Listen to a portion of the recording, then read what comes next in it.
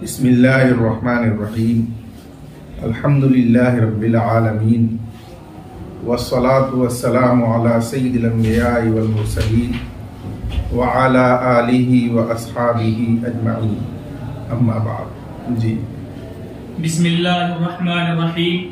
क़ाल व मन बाअ दारन व कफ़ल रजुलन अन्हु बिद्दरकी फ़हुव तस्लीमुन लिअन्नल कफ़ालत लौ कानत मशरूततन फ़िल बै'i फ़तमामुहु बिक़बूलिही सुम्मा बिद्दअवा यसअ फ़ी नक़ज़ि मा तम्म मिन जिहतिही व इन लम तकुन मशरूततन फ़ीही फ़ल-मुरादु बिहा इहकामुल बै'i व तरग़ीबुल मुश्तरी फ़ीही इज़ ला यरग़बु फ़ीही दूनल कफ़ालति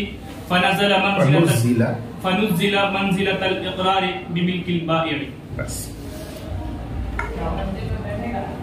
इमाम मोहम्मद रहमतुल्लाह अलैह ने जामिअ सगीर में फरमाया कि अगर किसी ने मकान को बेचा और उस बाए की तरफ से कोई आदमी समन का जामिन हो गया कि अगर ये मकान किसी का मुस्तहक साबित हुआ तो मैं बाए की तरफ से समन वापस करने का जामिन हूं, फहुव तस्लीमुन। तो ये जामिन बनना मकान में बाए की मिल्कियत को तस्लीम कर लेना है। लिहाजा अब उस बिके हुए मकान में कफील अपनी मिल्कियत का दावा करे या पहले से वो उसमें अपनी मिल्कियत का मुद्दई हो, तो उसका ये दावा अब बातिल हो जाएगा, क्योंकि जब उसने बाए की मिल्कियत उसमें तस्लीम कर ली फिर उसमें अपनी मिल्कियत का मुद्दई होना, ये तनाकुज़ है दावा में, और तनाकुज़ की वजह से दावा मुस्तरद हो जाता है। इसलिए अब उसका दावा मुस्तरद होगा और बाए की मिल्कियत को उसमें तस्लीम कर लेना होगा। मुसन्निफ रहमतुल्लाह अलैह ने उसकी दलील ये दी कि ये जमानत दो हाल से खाली नहीं, या तो ये जमानत बै में मशरूत होगी, यानी मुश्तरी ने मकान को इस शर्त पर खरीदा होगा कि कोई शख्स उसके समन का जामिन बने। चुनांचे वो शख्स जब जामिन बना तो वो बै उसके जमान पर मुकम्मल हुई। अब जब बै उसके जमान पर मुकम्मल हुई तो बाद में उसके अंदर मिल्कियत का दावा करना या साबित दावा पर उसका कायम रहना, ये उसी अक़्द को तोड़ना होगा जो खुद उसके कबूल करने से, जामिन बनने से मुकम्मल हुआ है। और ये बात पीछे गुजर चुकी है कि जब कोई अक़्द आदमी की जानिब से मुकम्मल हुआ हो, यानी उसके कबूल करने से मुकम्मल हुआ हो, तो बाद में उसे तोड़ने की और बातिल करने की कोशिश करना ये सही नहीं है, क्योंकि अल्लाह ताला ने कुरान मजीद में फरमाया है वला तुबतिलू आमालकुम, अपने किए हुए कामों को खुद ही बातिल मत करो। दूसरा एहतमाल ये है कि वो जमानत बै में मशरूत नहीं थी, बै तो बिला जमानत पहले हो गई थी, बाद में ये कफील उसके समन का बसूरत इस्तेहकाक जामिन हुआ।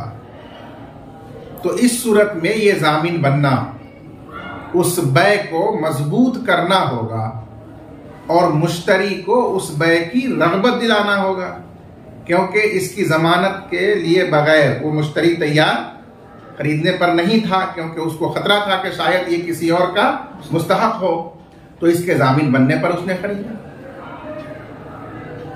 तो बस इस सूरत में उसके जामिन बनने से वो बै मजबूत और मुस्तहकम हुई। तो बस ये जामिन बनना बाए की मिल्कियत के इकरार को मुतज़म्मिन होगा कि गोया वो जामिन शख्स, कफील शख्स मुकीर हुआ बाए की मिल्कियत का उस मकान में, क्योंकि उसके इकरार के साथ ही वो बै मजबूत और मुस्तहकम होगी और खरीदने वाला उसके खरीदने की तरफ राग़िब होगा। इसलिए ये कफालत मुतज़म्मिन है बाए की मिल्कियत के इकरार। बहर दो सूरत ये बात साबित हो गई कि जामिन बनने से उस बाए की मिल्कियत को मकान में तस्लीम करना लाजिम आएगा, इसलिए अब उसके बाद वो उसमें अपनी मिल्कियत का दावा नहीं कर सकता, या पहले से अगर वो उसमें मिल्कियत का मुद्दई था तो उस दावे पर अब कायम नहीं रह सकता। इसी तरीके से अगर कोई और आदमी उसमें मिल्कियत का दावा करे तो ये उसकी मिल्कियत की गवाही भी नहीं दे सकता, क्योंकि ये बाए की मिल्कियत उसमें तस्लीम कर चुका जमानत के ज़िम्मे में। लिअन्नल कफ़ालत लौ कानत मशरूततन फिल बै, इसलिए कि कफ़ाला अगर अक़दे बै में मशरूत हो तो उस बै की तकमील कफ़ील के कबूल कफ़ालत से हुई है। फिर मिल्कियत का दावा करने की वजह से वो कफ़ील कोशिश करता है उस अक़्द को तोड़ने की जो पूरा हुआ है उसी की जानिब से, और ये कोशिश उसके ऊपर रद्द कर दी जाएगी, मुस्तरद कर दी जाएगी, क्योंकि इसमें अपने ही किए हुए अमल का, अपने ही किए हुए अक़्द का इब्ताल है। वह इल्लम तकुन मशरूतन फीही, और अगर वो कफ़ाला बै के अंदर मशरूत ना हो बल्कि बाहर से वो कफ़ालत की गई हो, जमानत ली गई हो, तो उससे मकसूद बै को मुस्तहकम करना है और मुश्तरी को उस बै की तरगीब देना है, क्योंकि वो मुश्तरी उस बै में कफ़ाला के बगैर राग़िब नहीं होता है। बस ये कफ़ाला बाए की मिल्कियत के इकरार के दर्जे में उतार दिया गया, यानी ये ज़िम्नन उसकी मिल्कियत का इकरार कर लेना हुआ, क्योंकि उसी से बै मुस्तहकम और मजबूत होगी और मुश्तरी को रग़बत होगी। और जब उसकी मिल्कियत का इकरार कर लेना हुआ तो अब उसमें अपनी मिल्कियत का या किसी की मिल्कियत का दावा वो नहीं कर सकता, यानी अपनी मिल्कियत का दावा नहीं कर सकता और दूसरे के दावा पर गवाही नहीं दे सकता, वरना तनाकुज़ की वजह से वो मुस्तरद किया जाएगा। वलौ शहीद व खतम वलम यकफुल लकुम लम यकुन तस्लीमन व हुवा अला दअवाहु लिअन्न अश-शहादत ला तकूनु मशरूततन फिल बै'i व ला हिय इक़रार बिल मिल्की लिअन्न अल बै'a मर्रतन यूजदु मिन अल मालिकी व तारतन मिन गैरिही व लअल्लहु। इस इबारत में यह मसला बयान किया गया कि कोई शख्स मकान की बै में या जमीन की बै में समन का जामिन नहीं बना, गारंटर नहीं बना, बल्कि उसने बै की गवाही दी तहरीरी तौर पर। यानी जब बैनामा क़िबाला तैयार हुआ तो उस बैनामे और क़िबाले में गवाह का नाम लिखा जाता है। तो एक शख्स ने अपना नाम बतौर गवाह उसमें लिखवाया और उसके सामने अपना दस्तखत किया, या मोहर उसकी थी तो अपनी मोहर उस पर लगा दी। तो क्या ज़मान की तरह ये गवाही तहरीरी और उस पर मोहर या दस्तखत ये भी बाए की मिल्कियत को तस्लीम करना होगा? उसका जवाब लिखा है कि बै की तहरीरी गवाही बैनामे में, क़िबाले में दस्तखत और मोहर के साथ भी अगर किसी ने दी है तो ये बाए की मिल्कियत उस मबी में तस्लीम करना नहीं होगा। इसलिए अगर वो उसमें मुद्दई पहले से है अपनी मिल्कियत का तो अपने दावा पर कायम रहेगा, या पहले से मुद्दई नहीं था अब भी वो उसमें अपनी मिल्कियत का दावा कर सकेगा। या कोई सालिस उसमें अपनी मिल्कियत का दावा करता है और इसको मालूम है, तो उस पर गवाही भी ये दे सकता है, क्योंकि वो बाय की मिल्कियत को उसमें तस्लीम करना नहीं है। क्यों? इसलिए कि बाय में जमानत तो मशरूत हो सकती है, जैसा कि माक़बल में गुजरा, लेकिन बाय में शहादत मशरूत नहीं हो सकती। क्यों? इसलिए कि आप बाबुल बैल फासिद में पढ़ चुके हैं कि बाय के अंदर शर्त मुनासिब जायज है, लेकिन शर्त नामुनासिब जायज नहीं है। समन की जमानत ये मुक्तजाए बाय के मुनासिब शर्त है, इसलिए वो जमानत की शर्त तो बाय में जायज होती है, जमानत मशरूत हो सकती है, लेकिन शहादत और गवाही ये अक़्द बाय के मुनासिब शर्त नहीं है, शर्त जायद है। इसलिए शहादत की शर्त के साथ बाय सही नहीं हो सकती। बस मालूम हुआ कि शहादत बाय में मशरूत तो नहीं हो सकती। और नीज ये बाय की मिल्कियत का इकरार भी नहीं है, जैसा कि जामिन बनना ये इकरार करना है बाय की मिल्कियत का, लेकिन गवाह बनना बाय पर ये उसकी मिल्कियत का इकरार करना नहीं है। इसलिए कि किसी भी सामान की बाय मालिक भी कर सकता है कि अपनी ममलूक चीज को खुद बेच रहा है, और गैर मालिक भी किसी दूसरे के सामान की बाय कर सकता है, या तो नायब और वकील बनकर या फजूली बनकर। इसलिए बाय की गवाही देना यह मुस्तलजिम नहीं है बाय की मिल्कियत के एतराफ को, क्योंकि हो सकता है कि ये अपनी मिल्कियत को नहीं बेच रहा हो, बल्कि ये उस शाहिद ही की मिल्कियत को बेच रहा हो बतौर फजूली, तो नफ्से बाय के ऊपर यह गवाह बन गया।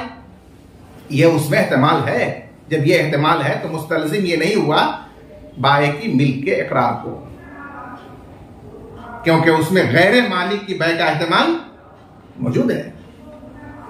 जब यह मुस्तलजिम नहीं हुआ इकरार मिल्क बाय को, तो यहां ये उसकी मिल्कियत को तस्लीम करना, मंजूर करना नहीं होगा। अब इस पर सवाल पैदा होता है कि हजरत जब ये गवाही मसलन इसलिए दे रहा है कि ये फजूली अजनबी शख्स गोया इसको बेच रहा है, और इसको मालूम है कि ये मकान तो मेरा ही है, ये जमीन तो मेरी ही है, और ये फजूली बेच रहा है, गैर मालिक बेच रहा है, तो इसलिए वो गवाह बना ये जानते हुए कि मकान तो मेरा ही है, लेकिन ये अजनबी फजूली बेच रहा है, तो मैं इस सिर्फ बाय पर गवाही दे देता हूं कि हाँ इसने बेचा। तो इसमें फायदा क्या हुआ इस गवाह का कि अपनी ही मिल्कियत के बिकने पर गवाह बना। इसको तो मुस्तरद करना चाहिए, इनकार करना चाहिए कि क्यों उसकी मिल्कियत को दूसरा आदमी बेच रहा है, गवाह क्यों बनाई, वो भी तहरीरी। तो उसका जवाब दिया, गवाह इसलिए बना ताकि उसकी इसकी हुई ज्यादती की हरकत को महफूज रख सके दस्तावेज में, और फिर उसके बाद उस पर मुनासिब कार्रवाई कर सके। इसलिए उस मामले में गवाह बनकर उस मामले को मुकम्मल होने दिया। यह उसकी मसलहत हो सकती है। काला इमाम मोहम्मद ने फरमाया वलौ शहीदा, और अगर किसी ने गवाही दी मसलन किसी जायदाद या मकान के बै की कि ये बेचा गया है, फला ने इसको फला के हाथ इतने में बेचा है, गवाही दी, और मुराद यहां तहरीरी गवाही है जो दस्तावेज और किबाले में लिखित रूप में दी जाती है। इसीलिए आगे फरमाया वह खतमा, और अपनी मोहर लगा दी, या मोहर के बजाय आज के जमाने में अंगूठे का निशान लगा दिया, और पढ़ा लिखा है तो अपना दस्तखत कर दिया। वलम यकफुल, और वो बाय की तरफ से समन का जामिन नहीं हुआ, तो ये बाय की मिल्कियत को उस मबी में तस्लीम करना नहीं होगा शाहिद की तरफ से। वह हुआ आला दावाहू, और वो अपने दावा पर बरकरार रहेगा। अगर पहले से अपनी मिल्कियत का मुद्दई हो तो अपने दावा पर बरकरार रहेगा, और नहीं मुद्दई हो और चाहता हो अब दावा करना तो अब भी वो अपनी मिल्कियत का दावा उसमें कर सकेगा। लिअन्न शहादत ला तकूनु मशरूततन फिल बै, इसलिए कि शहादत बै में मशरूत नहीं होती है, क्योंकि ये शर्त गैर मुनासिब है जिसका इस्तेमाल बै नहीं रखती, और न ही ये शहादत बाय की मिल्कियत का इकरार है, क्योंकि बै कभी मालिक की तरफ से भी पाई जाती है और कभी गैर मालिक यानी वकील या फजूली की तरफ से भी पाई जाती है। तो बस ये गवाही मुस्तलजिम नहीं है बाय की मिल्कियत के इकरार को कि वो मालिक ही बेच रहा है, क्योंकि गैर मालिक के बेचने का भी इस्तेमाल मौजूद है। लेकिन इसमें इसने गवाही क्यों दी? जब गैर मालिक के बेचने के इस्तेमाल पर गवाही दी तो गवाही दी क्यों, जरूरत क्या थी इसकी? वलअल्लहु कतब शहादा लियहफज़ल हादिसता, और हो सकता है कि उसने तहरीरी गवाही दी हो, शहादत लिखी हो, ताकि इस वाक़े को महफूज रखे और फिर आगे की कार्रवाई उस पर कर सके। बेखिलाफ मा तक़द्दमा, बरखिलाफ उस सूरत मसला के जो माक़बल में जिक्र की गई, माक़बल में गुजरी, क्योंकि उसमें यह शख्स समन का जामिन हुआ है बाय की तरफ से, तो यह जामिन होना बै में मशरूत भी हो सकता है मुनासिब शर्त की वजह से। जब बै में वो जमान मशरूत होगा तो उसका मतलब यह होगा कि उसी के जमान कबूल करने से वो अक़्द ताम हुआ, नहीं करता तो वो अक़्द ताम ही नहीं होता। अब उसको तोड़ेगा मिल्कियत का दावा करके तो यह अपने ही ताम किए हुए अक़्द को तोड़ना होगा, इसलिए वो मिल्कियत का दावा नहीं कर सकता। और अगर मशरूत नहीं हो तो कम अज कम यह है कि इस कफाला का मकसद है उस बै को मजबूत और मुस्तहकम करना, और वो बै मजबूत और मुस्तहकम कैसे होगी? जब ये ओके कर दे कि बाय ही इस मबी का मालिक है, तो इसलिए मुतज़म्मिन होगा मिल्कियत के इकरार को। जब इकरार मिल्कियत का बाय के लिए कर लिया तो अब वो किस मुंह से उसके अंदर अपनी मिल्कियत का मुद्दई होगा, तनाकुज़ की वजह से ये मुस्तरद हो जाएगा। इसलिए वहां कहा गया था कि जामिन बन गया तो वो उसकी मिल्कियत तस्लीम कर लेना होगा। जी क़ालू इज़ा कुतिबा फ़िस्सदक़ि बाअ वहुव यमलिकुहु औ बैअन बातन नाफ़िज़न वहुव कतब शहीद बिज़ालिका फ़हुव तस्लीमुन इल्ला इज़ा कतब शहादत अला इक़रारिल मुतआक़िदैन। बस मशाइख़ ने बैनामे में, क़िबाले में तहरीरी शहादत देने की दो मजीद सूरतें बयान फरमाई हैं जिनका हुक्म अलग है। पहली सूरत, बैनामे में यह तहरीर लिखी गई कि फलां शख्स ने फलां जमीन या मकान को बेचा, दरा हाले के वो उसका मालिक है, ये उसके मालिकियत की सराहत लिखी हुई है, और उसको पढ़कर सुनकर तब गवाह ने उसके ऊपर गवाही तहरीर की और मुहर लगा दी। एक सूरत, या मसलन उसमें दस्तावेज में, क़िबाले में यह लिखा गया था कि बाय ने अपनी जमीन या जायदाद को हतमी और नाफिज तौर पर बेचा, कतई तौर पर बेचा, जिसको आज हमारी जबान में बै ला कलाम कहते हैं। दस्तावेज में बै ला कलाम लिखा जाता है, ऐसी बै की है जिसमें कुछ कलाम की गुंजाइश नहीं है। बै बात हतमी और कतई बै की है जिसको तोड़ा नहीं जा सकता, और ये दस्तावेज सुनकर समझकर गवाह ने उस पर अपनी गवाही तहरीर की और दस्तखत किया। तो ऐसी सूरत में अब ये बाय की मिल्कियत को तस्लीम कर लेना होगा, तहरीरी गवाही देना, उस पर दस्तखत करना, क्योंकि उसके मजमून से ये बात मालूम हो गई कि बाय उसका मालिक है, या ये बात मालूम हो गई कि ये हतमी और नाफिज बै है, और हतमी और नाफिज बै वही होती है जो मालिक ममलूक के अंदर करे। तो इसलिए अब ये गवाही बाय की मिल्कियत का इकरार और इतराफ करना होगा, इसलिए अब उसमें उस गवाह की मिल्कियत का दावा सही नहीं हो सकेगा, या किसी और की मिल्कियत के दावा पर वो गवाही नहीं दे सकेगा, क्योंकि उसने इस गवाही के जरिए बाय की मिल्क को तस्लीम कर लिया। दूसरा मसला मशाइख ने यह लिखा कि अगर क़बाले और दस्तावेज में गवाह ने ये गवाही लिखी कि मैंने अपने सामने मुताक़िदैन के इकरार बिलबै की गवाही दी कि इन लोगों ने मेरे सामने इकरार किया बै का, और उसके ज़िम्न में इस बात का कि बाय अपना बेच रहा है और मुश्तरी अपना खरीद रहा है, इस इकरार पर उसने गवाही लिखी और दस्तखत किया, तो फरमाते हैं कि अब ये तस्लीम करना नहीं होगा। इसलिए कि किसी आदमी के सिर्फ इकरार कर लेने से कि ये मेरी जमीन है, या दूसरे पार्टी के इकरार कर लेने से कि हाँ ये इसी की जमीन है, ये हुज्जत दूसरे पर नहीं हो जाता कि उसके लिए भी इसको तस्लीम करना लाजिम हो। इसलिए इकरार मुताक़िदैन पर अगर उसने गवाही दी है तो ये खुद उसका मिल्कियत बाय का इकरार करना नहीं समझा जाएगा, लिहाजा वो उसमें अपनी मिल्कियत का दावा कर सकता है।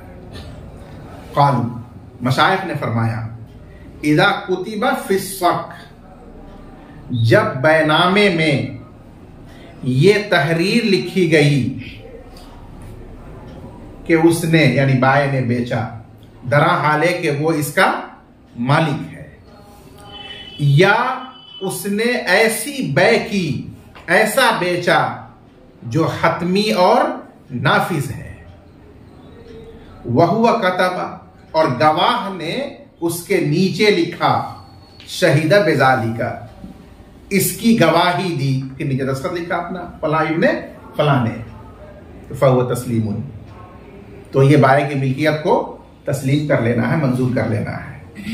इल्ला इदा कतब शहादता अला इकरारिल मुताक़िदैन, मगर जब उसने गवाही लिखी हो मुताक़िदैन के इकरार पर कि इन दोनों ने मेरे सामने बै का इकरार किया और एक दूसरे की मिल्क का इकरार किया, इस पर मैं गवाही देता हूं, तो ये गवाही देना हकीकत में बाय की मिल्कियत का इकरार करना नहीं होगा, तस्लीम करना नहीं होगा।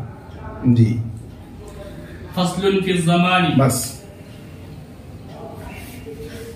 लुगत में और इस्तिलाह में जो माना लफ्ज़े कफाला के आते हैं वही माना लफ्ज़े ज़मान के भी हैं, तो बस लफ्ज़े कफाला और लफ्ज़े ज़मान दोनों मुतरादिफ हुए। तो अब सवाल यह होगा कि किताबुल कफाला के बाद फसलुन फी ज़मान का उन्वान लगाना, ये बेमाना और बेमतलब मालूम होता है, लेकिन ज़मानों का कफाला तो एक ही है। तो उसका जवाब यह है कि दरअसल इमाम मोहम्मद रहमतुल्लाह अलैह ने जामे सगीर में चंद मसाइल को ज़मान ही के उन्वान से बयान फरमाया है। तो महज इमाम मोहम्मद रहमतुल्लाह अलैह के जिक्र करदा लफ्ज से तबर्रुक के लिए और उनके इत्तिबा में ये फसलुन फिज़ ज़मान लिखा जा रहा है, वरना इसके तहत जो मसाइल हैं वो कफालत के ही मसाइल हैं जिसको ज़मान भी कहते हैं। जी, क़ाल वमन बाअ लिरजुलिन ज़ौबन व ज़मीना लहु समना औ मुज़ारिबुन ज़मीना समना मता'i रब्बिल माली फ़ज़्ज़मानु बातिलुन लिअन्नल कफ़ालता इल्तिज़ामुल मुतालबति व हिय इलैहिमा फ़यसीरु कुल्लु वाहिदिन मिनहुमा ज़ामिनन लिनफ़्सिही व लिअन्नल माल अमानतुन फ़ी ऐदीहिमा वज़्ज़मानु तग़य्युरुन लिहुक्मि शर'i फ़युरद्दु अलैहि कश्तिरातिही अलल मुद'i वल मुस्तa'ीदी। गुलाम रब्बानी ने मुर्शिद को अपना कपड़ा बेचने का वकील बनाया कि ये मेरा कपड़ा आप 100 रुपए में बेच दें, तो ये मुर्शिद वकील बिल बै हो गया। उसके बाद मुर्शिद ने वो कपड़ा बहैसियत वकील अब्दुल बासित से 100 रुपए में बेच दिया। तो आप गौर करके बताइए कि समन उसूल करने का शरई हक वकील को है या मुवक्किल को? वकील को, क्योंकि वो आकिद है और अक्द के हुकूक आकिद ही की तरफ लौटते हैं बै के अंदर। अब इसमें वो वकील मुर्शिद उस समन का अब्दुल बासित की तरफ से जामिन बन जाता है मुवक्किल के लिए, आमिर के लिए, तो फुक़हा फरमाते हैं कि यह ज़मान बातिल है, क्योंकि ये अपने ही लिए खुद जामिन बनना है। तालिब भी मुर्शिद ही समन का और मतलूब मिन्हो भी कफील बनकर खुद ही बना, तो फिर मतलूब मिन्हो होता है। तो एक ही शख्स उसको उसूल भी करेगा, और जब वो जामिन बना तो इसके माने ये है कि खुद ही से उसूल करेगा, अदा करेगा।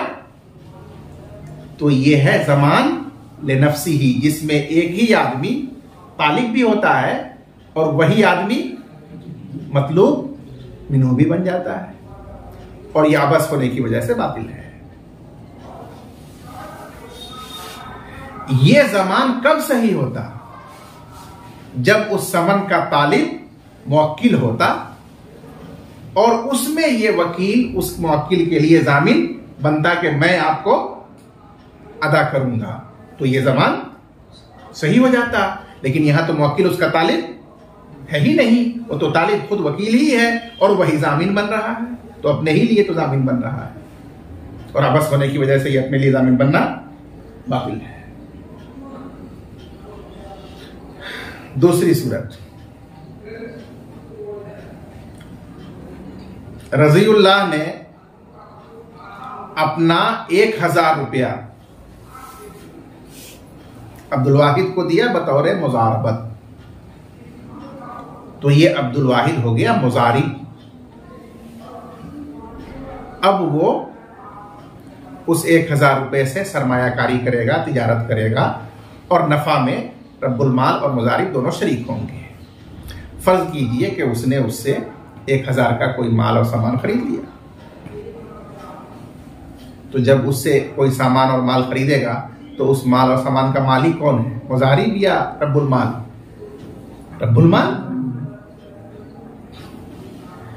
अब उस 1000 से खरीदे हुए सामान को वो अब्दुल बासित से 1200 में मसलन बेचा, तो 1200 में बेचा, तो ये 1200 समन उसूल कौन करेगा? अब्दुल वाहिद मुजारिब, न के रब्बुल माल, क्योंकि अक्द के हुकूक तो आकिद की तरफ लौटेंगे।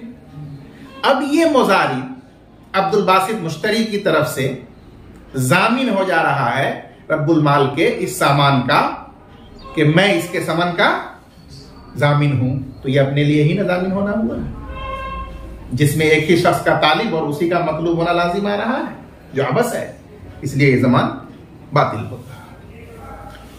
दूसरी दलील ये है कि चाहे वकील बिल बै हो या ये मुजारिब हो, ये दोनों अमीन है शरअन, यानी वकील बिल बै के पास मुवक्किल का जो मबी सामान है वो अमानत है और वो अमीन है उसका। मुजारिब के पास जो रब्बुल माल का सामान है वो अमानत है और वो शख्स अमीन है। और अमीन का शरई हुक्म क्या है कि अमीन जामिन नहीं होता है, अमीन जामिन नहीं होता। अगर वो अमानत उसके पास फौत हो जाए तो वो उसका तावान और ज़मान शरअन नहीं देता। यहां ये वकील अपने मुवक्किल के लिए जामिन हो रहा है, मुजारिब अपने रब्बुल माल के लिए जामिन हो रहा है, तो ये शरई हुक्म को ज़मान के जरिए तब्दील करना हो रहा है कि शरीयत ने तो अमीन को जामिन नहीं बनाया और ये शख्स कफालत के जरिए, जमानत के जरिए खुद को जामिन बना रहा है। तो इसमें हुक्म शरा की तगयीर और तब्दील है, और जिस तसर्रुफ में हुक्म शरा की तब्दील और तगयीर लाजिम आए वो उसी तसर्रुफ करने वाले पर मुस्तरद किया जाता है, यानी गैर मुतबर होता है शरअन। इसलिए यह अब्द ज़मान मुस्तरद किया जाएगा, बातिल करार दिया जाएगा। जैसे उसकी नज़ीर बयान की कि मूदा जिसके पास वदियात बगरज़ हिफाज़त रखी जाए। मुस्तईर, आरियत पर कोई सामान इस्तेमाल के लिए लेने वाला शख्स, वो अमीन है, जामिन नहीं है। अब वदियत रखने वाला ये शर्त लगाए कि अगर ये वदियत आपके पास हलाक हुई तो आप इसका जमान देंगे। आरियत पर देने वाला ये शर्त लगाए कि अगर आरियत खोई गई तो आपको इसका जमान देना होगा, और वो कबूल कर ले कि ठीक है जमान देंगे। इसके बावजूद भी वो जमान बातिल है, वो मुदा या मुस्तईर जामिन नहीं होगा। क्यों जामिन नहीं होगा? इसलिए कि इसमें हुक्म शरा की तब्दीली है, क्योंकि शरीयत ने उसको गैर जामिन बनाया, तो वो अपने आप कबूल करके भी वो जामिन नहीं बन सकता। अगर वो बनता है तो उसको मुस्तरद करार दिया जाएगा। क़ाला, इमाम मोहम्मद रहमतुल्लाह अलैह ने फरमाया, वमन बाअ लिरजुलिन सौबन, अगर कोई शख्स बहैसियत वकील किसी आदमी का कपड़ा बेचा उसके लिए, और उसके लिए समन का मुश्तरी की तरफ से जामिन बन गया, एक मसला हो गया, या मुजारिब जामिन बना रब्बुल माल के सामान के समन का मुश्तरी की जानिब से, तो दोनों ही सूरतों में जमान बातिल है। इसलिए कि कफाला अपने ऊपर मुतालबा को लाजिम करना है, हालांकि समन का मुतालबा करना इन्हीं दोनों के सुपुर्द है, तो वो मुतालिब होंगे या मतलूब होंगे, दोनों तो नहीं हो सकते। फयसीरु कुल्लु वाहिदिन मिनहुमा ज़ामिनन लिनफ्सी, बस उन दोनों में से हर एक अपनी जात ही के लिए जामिन होंगे, और या बस होने की वजह से दुरुस्त नहीं है, बातिल है। और इसलिए कि माल अमानत है उन दोनों के कब्जे में, और जामिन बनना अमीन का शरई हुक्म को बदलना है, लिहाजा ये जामिन बनना उस पर मुस्तरद किया जाएगा, यानी शरअन मोतबर नहीं होगा।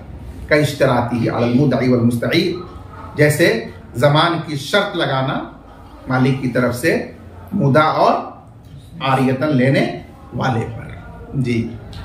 वकदा रजुलानि बाअ अब्दन सफक़तन वाहिदतन व ज़मीन अहदुहुमा लिसाहिबिही हिस्सतहु मिन अस्समनि लिअन्नहु लौ सह्ह अज़्ज़मानु मअ अश्शिरकति यसीरु ज़ामिनन लिनफ्सिही वलौ सह्ह फी नसीबि साहिबिही खास्सतन युअद्दी इला क़िस्मति अद-दैन क़ब्ल क़ब्ज़िही वला यजूज़ु ज़ालिका बिख़िलाफ़ि मा इज़ा बाअ बिसफ़क़तैन लिअन्नहु ला शिरकता अला तरा अन्न लिलमुश्तरी अन यक़बल नसीब अहदिहिमा व यक़बिज़ इज़ा नक़द समन हिस्सतिही व इन क़बिल अल-कुल्ल। बस इस इबारत में जो मसला बयान किया गया उसकी सूरत यह है कि अब्दुल रहीम और शहनवाज राही, इन दोनों का एक मुश्तरका गुलाम है। इन दोनों ने एक ईजाबो कबूल के साथ अक़्द वाहिद में वो गुलाम जैद के हाथ 1000 दिरहम में बेच दिया, और जैद ने उसको कबूल कर लिया, खरीद लिया। उसके बाद इन दोनों शरीकों में से एक शरीक, मसलन अब्दुल रहीम, जामिन हुआ अपने दूसरे शरीक शहनवाज के लिए मुश्तरी जैद की तरफ से उसके हिस्से के समन का, यानी निस्फ का, कि निस्फे समन का मैं आपके लिए जिम्मेदारी और जमानत लेता हूं, आप मुतमईन रहिए। ये क्यों जामिन हुआ? इसलिए कि शहनवाज तंग कर रहा था कि जैद को तुमने बेच दिया, पता नहीं उसके पास पैसा है कि नहीं, कब देगा, क्या करेगा, टूटे जाएगा, चला जाएगा, कौन जाएगा उसके पीछे दौड़ में। तो अब्दुल रहीम ने कहा कि ठीक है, उसकी तरफ से मैं आपके लिए निस्फे समन का, आपके हिस्से समन का जामिन हूं, मैं अदा करूंगा। उसको मुतमईन करने के लिए उसकी तरफ से अपने शरीक आखिर के लिए वो जामिन बन गया। तो फुक़हा फरमाते हैं कि ये ज़मान भी बातिल है, जायज़ नहीं होगा। क्यों? इसलिए कि इस जमान में दो एहतमाल है, या तो समन में शिरकत के साथ साथ वो जामिन हुआ होगा, यानी जिस तरीके से गुलाम मुश्तरक था उसी तरह से जो उसका समन है वो भी दोनों में मुश्तरक है, और उसके आधे का वो जामिन हुआ होगा। शिरकत के साथ जामिन होने का मतलब ये। तो इस सूरत में ये ज़मान ले नफ्सी ही होगा, क्योंकि मुश्तरक चीज के हर जुज में हर शरीक की मिल्कियत होती है। तो जब मुश्तरक गुलाम के हर जुज में दोनों शरीक की मिल्कियत थी, तो जो उसका एवज समन है उसके भी हर जुज में दोनों का हक है। तो उसके निस्फ का जब जामीन बना तो उस निस्फ में खुद उसका भी अपना हक है, तो अपने ही हक के लिए खुद ही जामीन बना ना, तो यह हो गया ज़मान ले नफ्सी। और दूसरा एहतमाल यह है कि खास तौर से शरीके आखिर का जो हिस्सा है दैन में से, समन में से, उसके हिस्से का जामीन बना। तो इस पर सवाल यह है कि भाई वो दैन तो अभी उसूल ही नहीं हुआ, तो उसमें हिस्सा बकरा तकसीम कहां हुआ? तो इस पर कोई कहे कि बगैर उसूल किए ही ज़हनन तकसीम हो गया, तो उसका जवाब यह है कि शरीयत में ज़हनन तकसीम का एतबार नहीं है। दैन पर कब्जा करने से पहले वो महज एक वस्फ है वाजिब फी जिम्मा, और वस्फ में तकसीम और बंटवारा नहीं हो सकता है। जब दैन मौसूल हो जाए तो वो आयन में तब्दील हो जाता है, माले मौसूल। उसूल के बाद उसको तकसीम किया जा सकता है। आयन में तकसीम होती है, दैन में तकसीम नहीं होती। आप इस वक्त में पढ़ चुके हैं। और इस सूरत में दैन की तकसीम कबल लाजिम आ रही है, इसलिए खास तौर पर उसके हिस्से का जामीन बनना भी सही नहीं है, और मुतलक निस्फ समन का जामीन बनना भी सही नहीं है। जब दोनों ही सूरतों में ये जामीन बनना सही नहीं है, तो मालूम हुआ कि ये ज़मान मुतलक बातिल है। वकज़ा रजुलानी बाआ अब्दन सफ़क़तन वाहिदतन, और इसी तरह दो शरीकों ने एक मुश्तरक गुलाम को अक़्द वाहिद में, यानी एक इजाब कबूल के साथ बेच दिया, और उन दोनों में से एक अपने शरीक साथी के लिए जामिन हो गया उसके हिस्से समन का, निस्फ का मसलन, तो यह ज़मान भी बातिल है। कज़ा का मतलब कि यह भी बातिल है। लिअन्नहु लौ सह्ह ज़मान मा शिरका, इसलिए कि अगर यह ज़मान सही हो समन में शिरकत के साथ, तो वो शरीक जामिन होगा खुद अपनी जात के लिए, क्योंकि उस समन के निस्फ में उसका भी अपना हक और हिस्सा है जिसका वो जामिन हुआ, तो अपने लिए जामिन होना होगा। वलौ सह्ह फी नसीब साहिबी खासतन, और अगर ये ज़मान सही हो खास तौर से अपने शरीक साथी के हिस्से में, तो ये सबब होगा, युवद्दी सबब होगा दैन को तकसीम करने का उसके उसूल करने से पहले। हालांकि ये जायज नहीं है, यानी मुमकिन नहीं है, क्योंकि दैन तो वस्फ है, और वस्फ की तकसीम क़ब्ल क़ब्ज़ मुमकिन नहीं। कब्जा करने के बाद वो आयन में तब्दील हो जाता है, तो उसकी तकसीम बेखिलाफ मा इज़ा बाआ बेसफ़क़तैन। हाँ, अगर अब्दुल रहीम ने अपना हिस्सा 500 दिरहम में अलग इजाब कबूल के साथ बेचा और ज़ैद ने खरीदा, फिर शाहनवाज ने भी अपना हिस्सा अलग इजाब कबूल के साथ ज़ैद से बेचा और उसने 500 दिरहम में उसको खरीद लिया। दो अलग अलग अक़्द में दोनों ने अपना अपना हिस्सा बेचा, तो अब यहां दोनों का जो समन है वो अलग अलग अक़्द से अलग अलग उसके मुश्तरक ज़िम्मे में वाजिब है। इस सूरत में अब अगर एक शरीक दूसरे के लिए उसके अक़्द के वाजिब समन का जामिन बने, तो वो जामिन बनना सही होगा, बरखिलाफ उस सूरत के जबकि दोनों ने दो अक़्दों में बेचा हो, यानी अपना अपना हिस्सा, तो जामिन बनना एक का दूसरे के लिए सही होगा समन का। लिअन्नहु ला शिरका ऐ फी समन, क्योंकि अब समन में कोई शिरकत नहीं है। शिरकत नहीं है उसकी वजाहत के लिए एक मसला लिखा कि अगर मुश्तरी एक शरीक के हिस्से में बै को कबूल कर ले, अब्दुल रहीम के हिस्से में उसकी बै कबूल कर ले और दूसरे की बै को उसके हिस्से में रद्द कर दे, इनकार कर दे, तो ऐसा करना उसके लिए जायज है। ये मसला भी दलील है इस बात की कि वहां शिरकत नहीं है, वहां पर हर आदमी अपना अपना हिस्सा मुअय्यन बेच रहा है, गोया हुक्मन वहां बंटवारा हो चुका है। अला तरा अन्न लिल मुश्तरी अन यक़बला नसीबा अहदिहिमा, क्या आपको मालूम नहीं है कि मुश्तरी के लिए जायज है कि वो उन दोनों में से एक शरीक के हिस्से को कबूल कर ले, यानी दूसरे के हिस्से को मुस्तरद कर ले। कब? जबकि दोनों ने अपना अपना हिस्सा अलग अलग बेचा। वयक़बिज़ इज़ा नक़द समन हिस्सतिही व इन क़बिल अल कुल, और यह भी मुश्तरी के लिए जायज है कि दोनों के हिस्से में बै कबूल कर ले, अब्दुल रहीम के हिस्से में भी और शाहनवाज के हिस्से में भी, और अब्दुल रहीम के हिस्से का समन 500 दिरहम उसको अदा कर दे और उसके हिस्से पर सिर्फ कब्जा कर ले, और जो दूसरे शरीक का हिस्सा है उसका समन अभी अदा ना करे और उस पर कब्जा मुलतवी कर दे, तो ये करना भी जायज है। इससे भी यही मालूम हुआ कि इस सूरत में दोनों ने अपना अपना हिस्सा अलग अलग बेचा है, शिरकत नहीं है। और यह भी जायज है मुश्तरी के लिए कि वो कब्जा कर ले एक के हिस्से पर, जबकि उनमें से एक के हिस्से का समन अदा कर दे, अगरचे उसने कुल को कबूल कर लिया हो। अब तो कुल को कबूल कर लिया हो कुल में, लेकिन कब्जा में एक का समन दे करके उसके हिस्से पर सिर्फ कब्जा करे और दूसरे को मुलतवी रखे, तो ऐसा भी करना उसके लिए जायज है। ये दोनों मसाइल दलील है इस बात पर कि यहां बै अलग अलग है अपने अपने हिस्से की, यहां कोई शिरकत नहीं है। जब शिरकत नहीं है तो एक दूसरे के लिए उसके हिस्से समन का जामिन मुश्तरी की तरफ से बन सकता है। इसमें न ज़मान नफ्सी लाजिम आएगा और न ही उसमें दैन की तकसीम कब्ल लाजिम आएगी। जी।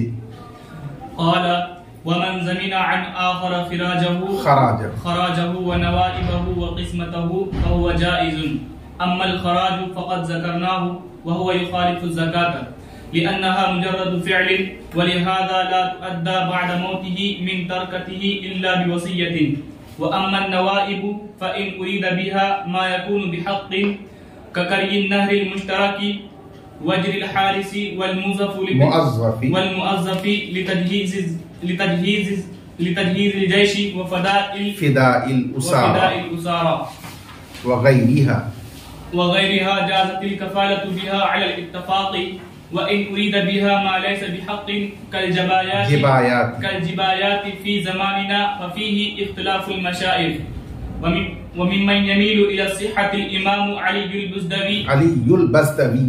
बज़दवी व अम्मल क़िस्मतु फ़क़द क़ील हिय अन-नवाइबु बिअैनिहा औ हिस्सतुन मिन्हा व रिवायतु बिऔ व क़ील हिय अन-नाइबतुल मुअज़्ज़फ़तुर रातिबतु वल मुराद बिन नवाइबि मा यनूबुहु गैर रातिबिन वल हुक्मु मा बय्यनाहु। मतन में 3 अल्फाज हैं, पहले उन तीनों अल्फाज की तशरीह जरूरी है। नंबर 1 खराज। खराज के माने जमीन का लगान। उसकी 2 किस्में, खराजुल मुकासमा और खराजे मुअज़्ज़फ़। जमीन से हासिल होने वाली पैदावार में मुअय्यन हिस्से को बांट कर जो खराज लिया जाता है वो है खराजुल मुकासमा। वो खराज किसान और काश्तकार के जिम्मे में वाजिब नहीं होता, बल्कि जमीन की पैदावार का एक जुज़ वाजिब होता है। जब वो जिम्मे में वाजिब नहीं है तो वो दैन नहीं, इसलिए उस खराजे मुकासमा की कफालत और जमानत सही नहीं होगी। जमानत और कफालत ये दैन साबित की सही होती है। दूसरी किस्म है खराजे मुअज़्ज़फ़ के हुकूमत जमीन की पैदावार का अंदाजा करके एक मुनासिब मिक़दार काश्तकार के जिम्मे में सालाना वाजिब कर दे, तय कर दे।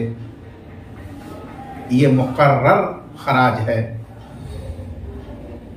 ये जिम्मे में दैन होता है और उसको हुकूमत की तरफ से वसूल करने वाला मुहस्सिल आता है, मुतालिब उसका होता है। तो बस इस खराज का जामिन बनना, यानी उसकी तरफ से दूसरे का अपने जिम्मे में इसे मिला लेना, ये जायज है। और ये मसला पीछे गुजर चुका है कि खराज में कफालत और रहन दोनों जायज है, वो खराज मुअज़्ज़फ़ है। ये खराज, ये दैन वाजिब है जिसका मुतालिब बंदे में मौजूद होता है, इसलिए उसकी कफालत और जमानत सही। बरखिलाफ ज़कात के, ज़कात फ़ेले तमलीक का नाम है, माल मखसूस को कैफियत मखसूसा पर मालिक बना देना किसी मसरफ को, तो ज़कात फ़ेल का नाम है जो इबादत है। और इबादतों की, अफ़आल की कफालत और जमानत सही नहीं होती है, इसलिए ज़कात की जमानत और कफालत सही नहीं होगी। ये ज़कात फ़ेल है फ़ाइल का, मुकल्लफ का।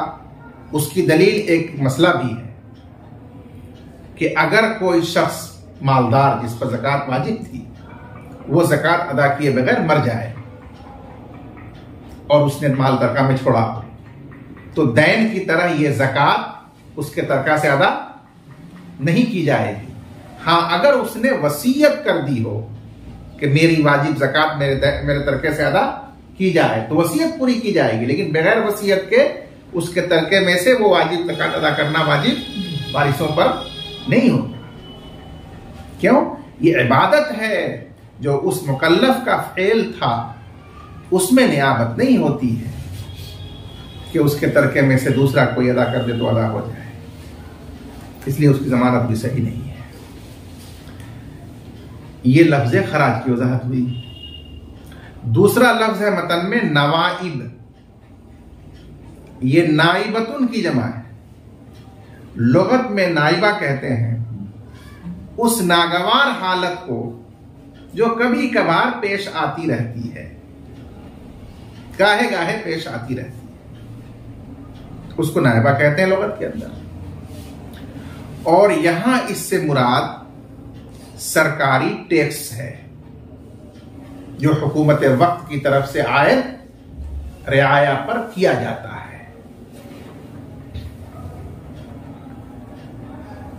वो सरकारी टैक्स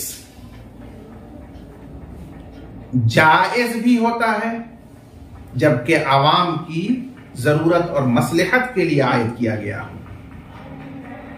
जैसे मुश्तरका नहर पर खर्च के लिए टैक्स आयद किया जाए, महल्लों में चौकीदार की बहाली और तनख्वाह के लिए टैक्स आयद किया जाए, कहीं पुल पुलिया बनाने के लिए खर्च हो तो उसके लिए टैक्स अवाम पर, रियाया पर आयद किया जाए। ये सब मसाले आम्मा हैं, उन पर खर्च के लिए जो टैक्स आयद किया जाए अवाम पर, रियाया पर, वो जायज टैक्स है। जायज टैक्स की जमानत लेना बिल इत्तेफाक जायज है। क्यों? इसलिए कि वो रियाया के जिम्मे में वाजिबुल अदा दैन होता है जिसका मुतालिब बनता है। हुकूमत का आदमी अफसर जब वो वाजिबुल अदा है तो दैन हो गया। लिहाजा अब दूसरा आदमी कोई अगर उसकी जमानत ले ले जिस पर असलन वाजिब है उसकी तरफ से, तो ये जमानत लेना सही होगा। और दूसरी किस्म है टैक्स की नाजायज टैक्स, जालिमाना टैक्स। जैसे हर ताजिर के ऊपर टैक्स, हर कारीगर के ऊपर टैक्स। ये टैक्स जालिमाना और नाजायज टैक्स है।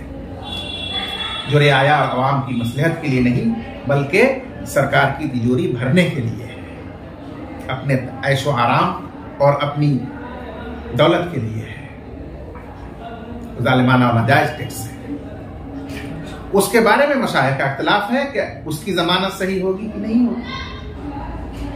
बाज़ मशाइख ने फरमाया कि चूंकि ये जालिमाना और नाजायज टैक्स रियाया पर वाजिब ही शरअन नहीं है, जब असील ही पर रियाया ही पर वाजिब नहीं है तो उसकी तरफ से दूसरे आदमी का उसकी जमानत लेना सही नहीं होगा, क्योंकि जमानत तो नाम ही है दैन में अपने जिम्मे को दूसरे के जिम्मे के साथ मिला देने का, और यहां जब दैन ही नहीं है तो कैसे मिलाना होगा, जमानत दाखिल बनना होगा, सही नहीं है।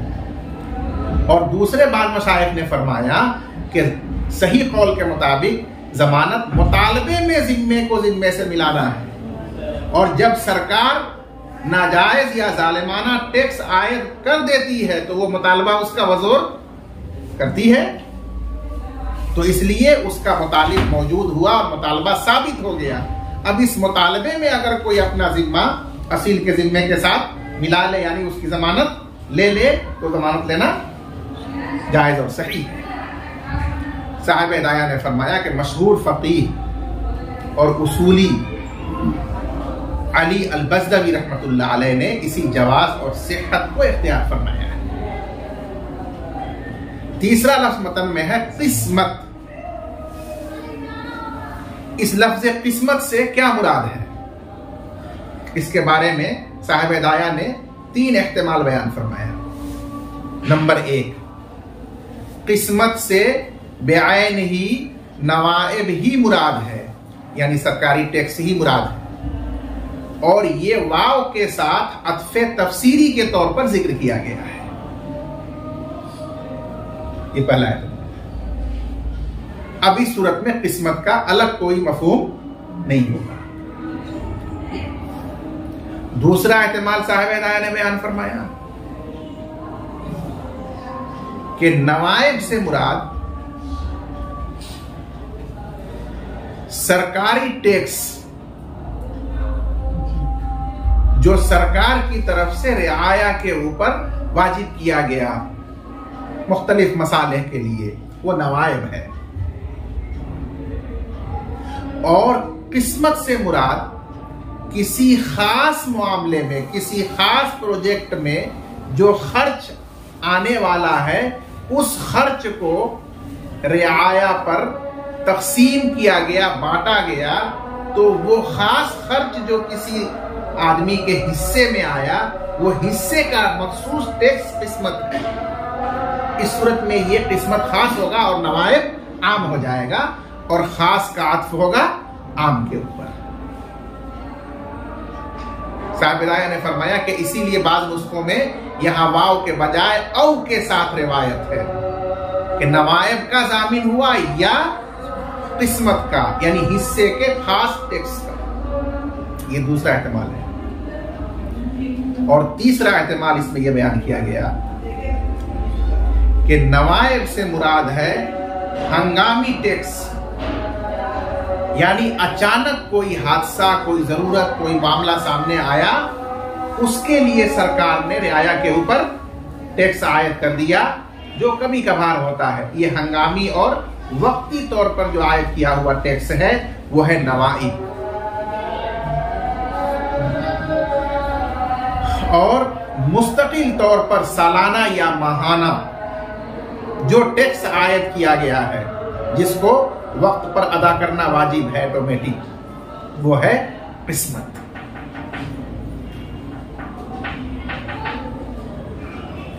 बहरहाल ये तीनों एहतिमाल लफ्ज़ किस्मत में मौजूद हैं, और तीनों एहतिमालों का हुक्म भी आपके सामने आ गया कि अगर बेआइन ही नवाइब मुराद है तो वो भी आपने नवाइब का हुक्म जान लिया, और अगर खास टैक्स का हिस्सा मुराद है उसकी जमानत भी सही है, वो देने वाजिब है, मुतालिब उसका बंदा मौजूद है। और अगर मुस्तकिल टैक्स है जो अपने वक्त पर देना लाजिम है, तो उसका भी हुक्म मालूम हो गया आपको कि अगर वो बरहक और जायज है तो उसकी कफालत बिल इत्तेफाक सही है, और अगर वो जालिमाना और नाजायज है तो उसमें मशाइख का इख्तिलाफ है लेकिन सही कौल ये है कि उसकी जमानत भी सही है, इसलिए कि असल में मुतालबा में जिम्मे को मिलाया जाता है, और जब सरकार ने उसको आयत कर दिया है तो मुतालबा सरकार हर हाल में अपने जोर और ताकत से करेगी, तो इसलिए उसमें जिम्मा मिलाना यानी जमानत लेना वो सही हो जाए। क़ाला इमाम मोहम्मद रहमतुल्लाह अलैह ने फरमाया, वमन ज़मीना अन आखर खराजहु, और जो शख्स जामिन हुआ दूसरे की तरफ से उसके लगान का, जमीन की जो जमीन का जो टैक्स होता है लगान, उसको खराज कहते हैं। खराज मुअज़्ज़फ़ मुराद है जो जिम्मे में वाजिब होता है। व नवाइबहु, और उसके सरकारी टैक्स का, व किस्मतहु, और उसके हिस्से के टैक्स का, तो फहुव जायज़ुन, तो ये जामिन होना जायज़ है। अम्मल खराज फ़क़त ज़करना, बहरहाल खराज तो हमने उसको जिक्र कर दिया है माक़बल में, और वो ज़कात के बरखिलाफ है, क्योंकि ज़कात का जामिन बनना सही नहीं है। लिअन्नहा मुजर्रदु फ़इलिन, इसलिए कि ज़कात महज़ फ़इल है, यानी फ़इल इबादत, फ़इल अदा, और इसी वजह से ज़कात अदा नहीं की जाती है मुज़क्की की मौत के बाद उसके तरका से, क्योंकि फ़इल नहीं पाया गया उसकी तरफ से। इल्ला बेवसीयतिन, मगर वसीयत करने की वजह से अब फ़इल पाया गया तो उसकी तरका से ज़कात अदा हो जाती है। वह अम्मन नवाइब, और बहरहाल नवाइब यानी सरकारी टैक्स, तो अगर उससे मुराद वो टैक्स हो जो बरहक होता है यानी जायज़ होता है, ज़रूरत और मसलहत पर होता है, जैसे मुश्तरका नहर की खुदाई, चौकीदार की उजरत तनख्वाह, और उस फौज की उजरत जो मुकर्रर की गई या नहीं, वल मुअज़्ज़फ़, और वो टैक्स जो मुकर्रर किया गया रियाया पर, ले तजहीज़िल जैश, लश्कर तैयार करने के लिए, व फिदाइल उसारा, और मुश्रिकीन से कैदियों को रिहा कराने के लिए, छुड़ाने के लिए, तो ये सब बरहक और जायज़ टैक्स है। वह गैरिया मिन मसालिहिल आम्मा, और इसके अलावा दीगर आवाम की मसलहत और ज़रूरत के लिए, तो जाज़तिल कफ़ालतु बिहा अल इत्तिफ़ाक़, तो उसकी ज़मानत बिल इत्तिफ़ाक़ जायज़ है। व इन उरीद बिहा मा लैसा बिहक़्क़िन, और अगर इन टैक्सों से वो टैक्स मुराद हो जो नाहक है यानी नाजायज़ और ज़ालिमाना है, कल जबायाती फ़ी ज़मानिना, जैसे कि हमारे ज़माने की उसूलियाँ, हमारे ज़माने की उसूलियाँ ये अक्सर नाजायज़ और नाहक की जा रही हैं ताजिरों से, मुख्तलिफ मजदूरों से। फ़फ़ी इख्तिलाफ़ुल मशाइख़, तो उसमें मशाइख़ का इख्तिलाफ है, और उन मशाइख़ में से जो माइल हैं इसके जवाज़ की तरफ इमाम अली बज़दवी रहमतुल्लाह अलैह भी है, ये कह करके उसके जवाज़ और सेहत को तरजीह दिया। व अम्मल क़िस्मा, और बहरहाल लफ्ज़ क़िस्मत तो कहा गया है कि वो बेआइन ही नवाइब हैं, यानी उससे सरकारी टैक्स ही मुराद है, तो आप तफसीरी है। औ हिस्सतुम मिन्हा, या उसका एक खास हिस्सा जो वक्ती तौर पर वाजिब किया गया हो, इस सूरत में रिवायत औ के साथ है। वकीला, और तीसरा कौल हिया नाइबतुल मुअज़्ज़फ़तुर रातिबतु, और कहा गया है कि किस्मत वो टैक्स है अन्नाइबा अल मुअज़्ज़फ़ा जिसकी मिक़दार मुक़र्रर हो, अन्नाइबा जिसकी अदायगी वक्त पर तय हो, माहाना या सालाना, यानी मुस्तकिल टैक्स। वल मुराद बिन नवाइब मा यनुबुहु गैर रातिबिन, और नवाइब से मुराद वो हंगामी और वक्ती टैक्स है, यनुबुहु जो उस पर आयद होता है, गैर रातिबिन दरा हाले के वो मुकर्रर वक्त पर नहीं होता, हंगामी होता है। वल हुक्म मा बय्यनाहु, और जो भी तफसीर ली जाए किस्मत की, बहरहाल उसका हुक्म वही है जो हमने नवाइब के तहत बयान कर दिया कि नाजायज़ और नाहक है तो उसमें मशाइख़ का इख्तिलाफ है, और जायज़ और हक है तो बिल इत्तिफ़ाक़ उसकी ज़मानत सही है। वल्लाहु अअलम।